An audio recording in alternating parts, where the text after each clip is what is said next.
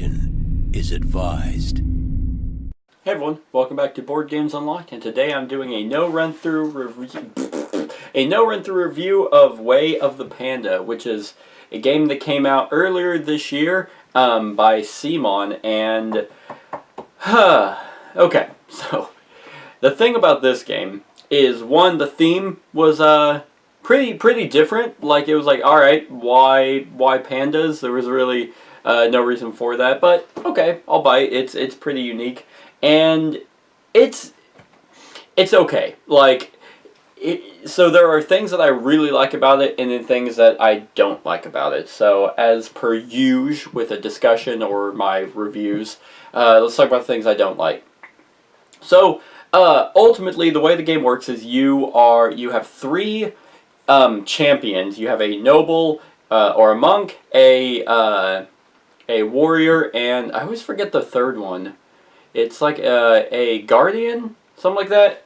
I don't think it says it on here, but you have three main people that move around the board, and then you have a bunch of little what's called guards that you basically place to do actions and kill ninjas on the board, and what I don't like about this game is that it's kind of more complex than it needs to be for little payoff. So essentially all you do with your three champions is you move them across the board, like from village to village, to build one of three buildings, either a shrine, a pagoda, or a market. And on one of each of the pandas, because they're color-coded, so they have three individual things that they can do. The warrior builds the pagodas, the monk builds the shrines, and then the third one builds the markets. And you're just going around doing that and getting points for doing that. And the more, if you're the first one to build, then you get more points. And then if you're the second, you get less, and then third, you get less. But then it creates a city, which then you just build the same three buildings over again, and then you actually get more points. So it goes like 5, 7, and 9 points. Now, that's pretty much it. Like, the board, it just kind of it's okay. Like, it doesn't look amazing, but it's not shitty either. You just slowly make one of the three pandas stronger, or each of the pandas stronger, so you can more easily move from section, because the roads have ninjas on them that are the strength of that road. So your strength has to be equal, the number of ninjas there. So if there's 3 ninjas on that road, you need to have at least 3 strength. Then you can move and you actually kill a ninja. You take one of your little guards, put it over one of the ninjas. Now that road is smaller or less strong. Well, whenever you build in a spot, and this is leading into what I don't like about the game, whenever you build in a spot, you get points based on, the number of buildings there. So if it's the first one there, you get 4 points. Okay, that's fine. But you get a point for each opponent who has like guards around that. Meaning, like, if I build in a spot that you actually did all the work and cleared up the roads, I get a bunch of points just because there's nothing stopping me from going to that spot. So I can still go there. You did all the work. I build. Okay, I get 4 points. 5, 6, 7, 8, 9, 10, 11. Oh, I get 12 points. It's like, but you didn't do any of that. It's like, yeah, I know, but I was building. Your people were there to help, and or to not. Yeah, they were there to help, but they didn't. So I just get more points for that. Okay. So one person's doing all the work, and then the other person just kind of, because like it's not like they get taxed. It's not like if I walk through the spot with your guards, then that like I can't do that. I have to go the safe passage from my guards or something like that. There's none of that. Because you can also, there's an action you can take. You can pull off one of your champions off the board. Then if you do that action again, you can put them anywhere on the map, and that's that'd be fine if, like, literally, I worked in one of my games. I worked really hard to kill all of them because if you're the person to clear the last ninja surrounding a village off a road, you do get a bunch of points for that. So it's not like they just killed them and got nothing. You do get points, but the fact is, I can then pop in there, build, and be like, oh, okay, thanks. Especially if it's a city, and I built the last one. That's 9 points plus, like, the number of guards that someone else has there. So it's like, I mean, personally, I didn't like that because you don't have to do anything really to get a bunch of points. So that's probably my biggest complaint with the game, is just the fact, and everyone can do that. It's not like everyone has a special ability that, only I can do that. No, everyone can, but because you're not going to really build in spots that have your own guards there, because you don't reap as much points, so you're going to go to someone else's, they're going to go to yours, and yeah, it evens out, but I don't like the fact of someone doing all this work that someone else can just, basically win the game off of doing that.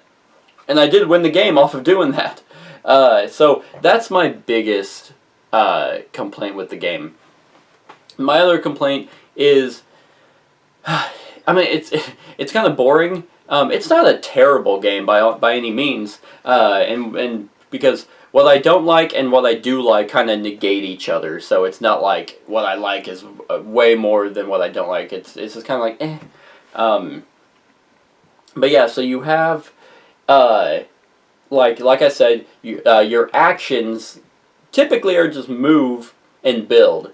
Like, there's different ways to do it. And like the 3 different champions can do things a little bit different. Like the monk, which is the blue, he can't move and build, like, in the same action. Like the green one and the warrior, like, those guys can move and build, but they cost different stuff. So it's they all do some small things. The other thing is, like, if you're not moving your building, then you can finish quests, is what they call them. It was like, the warrior needed swords and masks. And this was pretty much the swords were obviously for their strength, so they can easily move across the roads. And the masks do nothing except their endgame multipliers. And this is something I did kind of like, because you can go to a pagoda and then do an action that gets you a mask if you're on a spot with your warrior at a pagoda. You just grab a token, and these tokens are limited, so not everyone can max up their things. You're going to have to, it's kind of a small race to be able to do that. So then, at the end, however many swords you have, is the multiplier to the certain number of masks, and it goes like 2, 4, 6, 8, or something like that. So if I have 2 masks, which are that's 4 points, but I have 4 swords, which is a multiplier of 4, then I got 16 points off of that. So, and I did kind of like that. Like, I did have to strategize towards the end whenever I realized, okay, the person who was actually winning right now can end the game.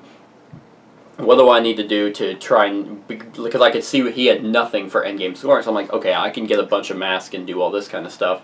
And I did end up winning by 5 points because of endgame scoring. So that's kind of nice. The production quality is actually really good. The miniatures are pretty sweet. Here, I can kind of pull. No, I can't, because they're in a the cool mini or not box. The trays, and then the cardboard box that they put all their minis in. It's fine. Like, there's nothing, like, they'd be awesome painted. And the champions, like, they're all unique. Like, all 3 warrior, or actually, sorry, it's a 4-player game. All 4 warriors are different. All 4 monks are different. So I do like that. It is pretty nice. But ultimately, there's no difference between them in any way. There's no difference in, I mean, the variety in the game comes from, one, there's like city bonuses. So the first one, to build all 3 cities, I guess technically you don't have to build all 3 of them, but if I go into a spot with 2 of the cities, or 2 of the buildings, and I build a 3rd one, I can get one of the city bonuses, which are just an immediate thing. And it's pretty neat because, like, you have 5 set out, and you can only take the leftmost one or the rightmost one. So, excuse me, there's some strategy there by thinking of, okay, well, if I take this one, then someone else can do that, and they can get that better one that happens to be, the second from the right or something like that. So there's some strategy. But ultimately, the game comes from, there's a stack of during-game bonuses and end-game bonuses, which are just, there's no, small amount of points you're getting in this game. Like, the track goes up to 80, I almost lapped it twice. I think I got 145 points. And it could have easily gone even more with more players. Granted, I played with 3. So, but there's during the game, which if first one to do this gets 30 points or something like that. And end game is if whoever has the most, I don't know, guards in a square, which was one of them, gets 50 points or just some arbitrary number. It's okay, if whoever gets that, everyone can go for it, so it either means nothing or one person gets it and wins the game. There, the point scoring is just outrageous. I can't tell you how many times I consistently got over 10 points. It was I did that one action, that's 15 points. Did that action again, another 15 points. And people just, I'm at 5. Oh, no, I'm at 60. Yeah, I know, I just did one turn, but I got 55 points in that one move. I don't get it. It feels good to get a lot of points instead of, smaller games, but I like smaller games with smaller points because every point matters. This one, it was oh wow, you jumped up 15. Okay. Yeah, I did too. So, they did too. Okay, why? So let's talk about things that I do like. The way that you select actions in this game is actually really neat. So there is a board on this game, and I can actually grab the board. And another game did something similar to this. It was Master's Trials or something like that. Some garbage game. I ended up not liking it. It was way too random. And it was just really lame. Anyway, but Way of the Panda, and definitely if you're playing this, listen to the Kung Fu Panda soundtrack. Makes it even more intense. But anyway, this is the action board right here. Basically, this is where the during game and end game points are. You have action points, which dictate the actions you can do. This is how much they cost off on the right. So, what's neat about this is, you remember those guards that I mentioned that you place on the ninjas whenever you kill them? Well, those are also how you spend action points. So, the first one to place, here's the monk, the green guy, and then the warrior, the merchant. Maybe, I don't know. If you do any action in this column, then you're doing it with the monk. If you're doing it in this one, you're doing it with the green guy. And if you're doing it with this one, you're doing it with the warrior. And this is neutral, meaning that you can do it with anyone, but it costs a little bit more guard. So this is pretty neat. Because it's if I just want to move the monk, I just need to place one of those guards there, and then that's that. Then if anyone, you don't block it from anyone, they can go there as well. They just need to do one more than the last number placed. So they would have to place 2 there. But that's fine. But what's really interesting is that the next actions that you can do, you can't just randomly do any of them. You can only do things, you can do the same action, or you can only do things below and to the right of it, which is very interesting and brought up a lot of oh man, how much do I want to do this? So if I go here, I don't even know if you can see that, but if I go here, in this green spot right here, where that's cost me 2 action points, one, you have to be able to spend the action points, and you have to be able to place the guards. But I can no longer come up here and do these actions. I can only do that same action, and I can't even do the one to the left of it. So I have to do that same action down or over here. So if you really want to build a city, any building in the in a spot, that's all you're going to be able to do that turn, because there is nothing below it and nothing to the right of it. So that I thought was really cool.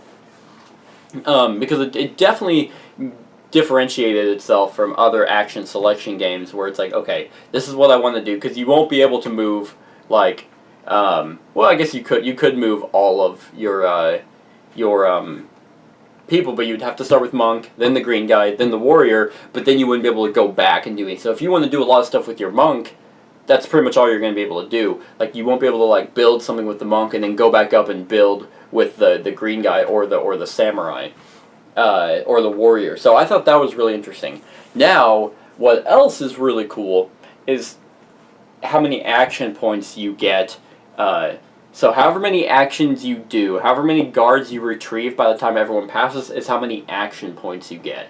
So if you'd only do one action, there was a time where all I did was build a shrine in a city with my monk to get a bunch of points. That's all I was able to do, because one, that cost 5 action points to do. Everything else I couldn't afford, so I had to pass. I only placed one guard there, so I only got 1 action point the next turn. So there's definitely a lot of strategy on, okay, do I want to build up like a bunch of points, action points for the next round, and not really do a whole lot here? Like, it's risk reward, and that definitely hurt me doing that. But I got a lot of points. So I thought that was a really interesting way to make like the game not as like not really gateway, but like light, because there was some strategy on how to do that, and I like that the fact that it's like, okay, I'm just gonna move my monk around a lot, and you can place all your warriors on that spot because it costs 0, and you can just move them around. And then next round, even though you didn't do anything really that turn, you can set yourself up, be like, oh, I'm pulling all my guards back, I'm getting 15 action points, not really, but I think it goes up to 12. I'm getting 11 action points next turn, now I can actually do something and reap a lot of points. Or it's like, okay, if I don't really want that person to do this, I want to do it, you can take the big, the big move, get a bunch of points, but then have a crappy turn next turn. So there is that kind of balance. And the fact that there is a player aid to how many guards you need around a location to be able to build, and then how many points you get for it, and then so it is a pretty nice sideboard for all of that. And so, but it is based off symbolism. But I felt like the symbolism was pretty self-explanatory. Like, they all use the same thing. Ah, I'm dying. Like, they all use the same thing for movement. So it's not like, oh, what does the monk do? I mean, that I really liked. I just really didn't like the fact that you can just reap benefits of what other people have worked on the entire game. So that's pretty much it. Like, there's really not a whole lot to talk about.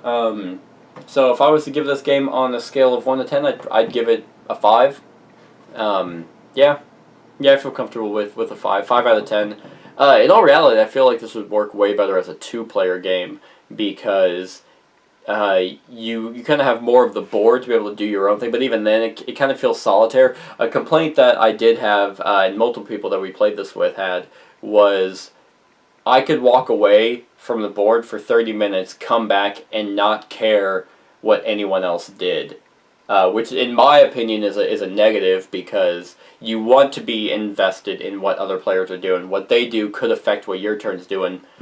Nope, not really. Like, it's like, oh, okay, you did that and just got a bunch of points. Okay, I'm probably going to do the same thing and just tie it up, or, keep my lead. And it felt like a semi-cooperative, which it's not, but you don't interact with each other, really. Like, I can't destroy your buildings, I can't fight your champions, I can't remove your guards to make it more difficult. I can't do any of that. So it's like we're all kind of just like helping the land. Yeah, we're just all killing ninjas together and then building these buildings just for the hell of it. And then it's like, oh, you build better than me. I guess you're the better clan, the better Panda clan. Not really a whole lot I can do because I can't stop you from moving in there and building. So yeah, interesting theme. I think, yeah, like the last game we played was with 3 players.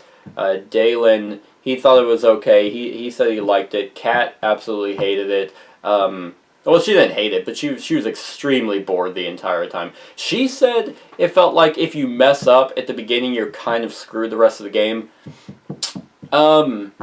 I don't think so. I don't think that's the case. I think you can, if one strategy, if it's not working, you can just kind of go off and do another thing. The other thing, though, is that at the very beginning, new players might feel like they have no direction, and you don't really.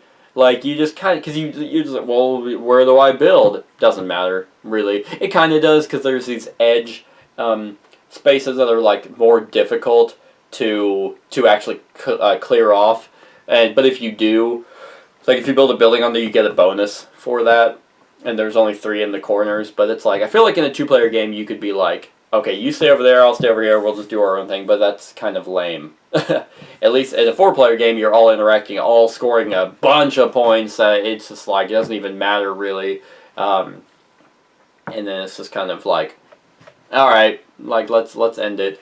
So, yeah, I think a 5 out of 10 is accurate. It's an average game. I'm not keeping it. It definitely doesn't merit keeping. Unfortunately, my friend Dalen who was in the Rising Sun video with us. He's like, oh, same company. It'll be something like that. No. If you've played Blood Rage or Rising Sun, it's not even the same designer. Like designers, Andrea Manini. They, yeah, no, not same designers or anything. So don't expect like a Blood Rage or a Rising Sun from this game. Expect a light game. I don't know. It's not a marriage rush. It's not I don't know what to call it, but yeah, 5 out of 10. So let me know what you think of the game in the comments below. Other than that, like, comment, share, and subscribe, and have a wonderful whatever time of day it is for you. Hey everyone, thanks so much for watching this, and if you like this video, then click the subscribe button below to enjoy any video that I put out. And right next to that subscribe button is a little bell. Click that so you get notified of whenever I actually upload these videos. If you want to support the channel, you can definitely visit my Patreon page. The link is in the description below. Other than that, like, comment, share, and subscribe, and have a wonderful whatever time of day it is for you.